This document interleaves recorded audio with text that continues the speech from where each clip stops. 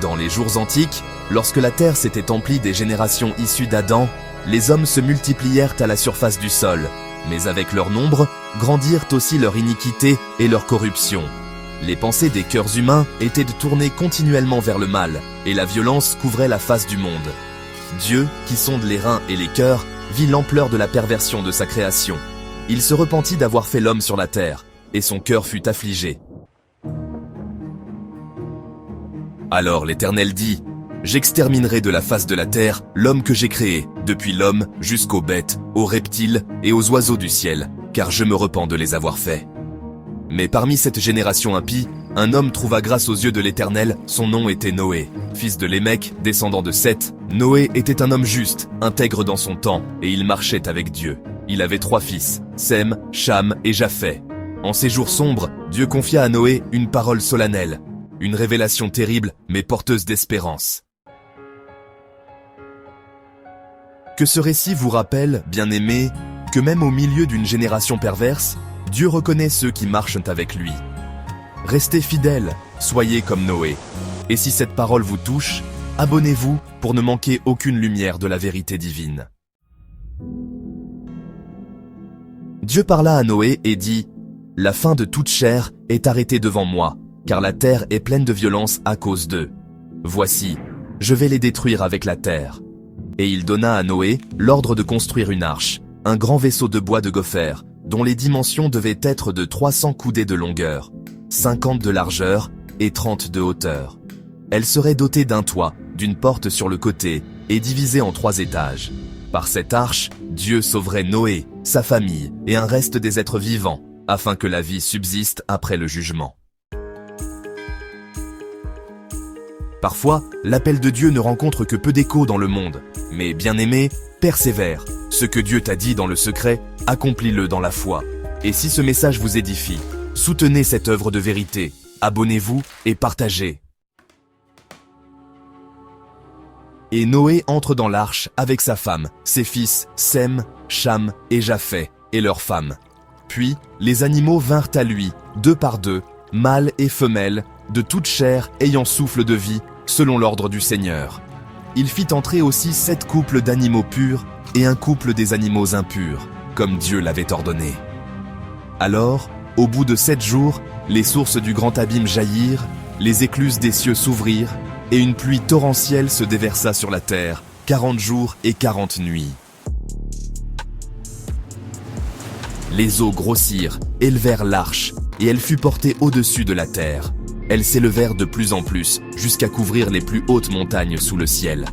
Toute chair qui se mouvait sur la terre expira, hommes, bêtes, oiseaux, reptiles. Il ne resta que Noé et ceux qui étaient avec lui dans l'arche. Les eaux dominèrent la terre pendant 150 jours.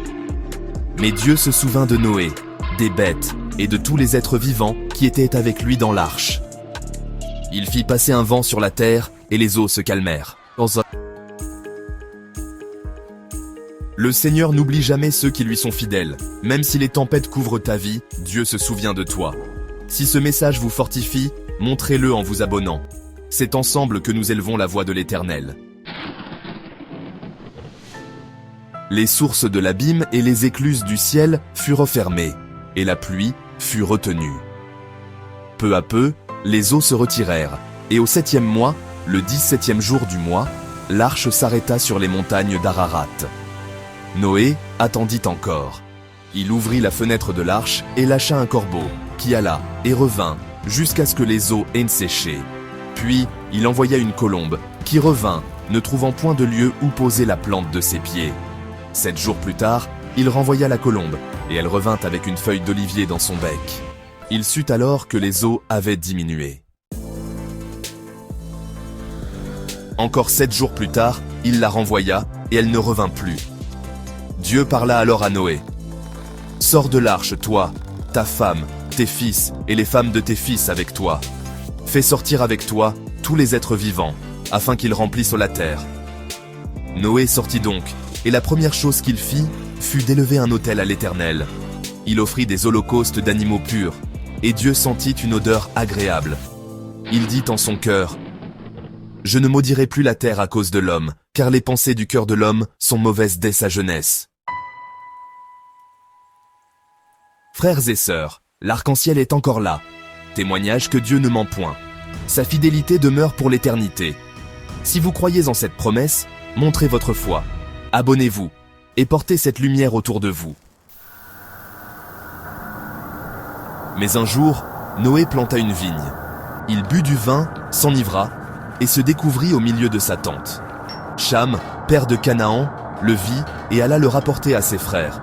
Sem et Japheth prirent un vêtement, marchèrent à reculons et couvrirent la nudité de leur père sans la voir. Quand Noé se réveilla, il comprit ce que lui avait fait Cham, et il prononça des paroles prophétiques. Maudit soit Canaan, qu'il soit l'esclave des esclaves de ses frères. Béni soit l'Éternel, Dieu de Sem, et que Canaan soit son esclave.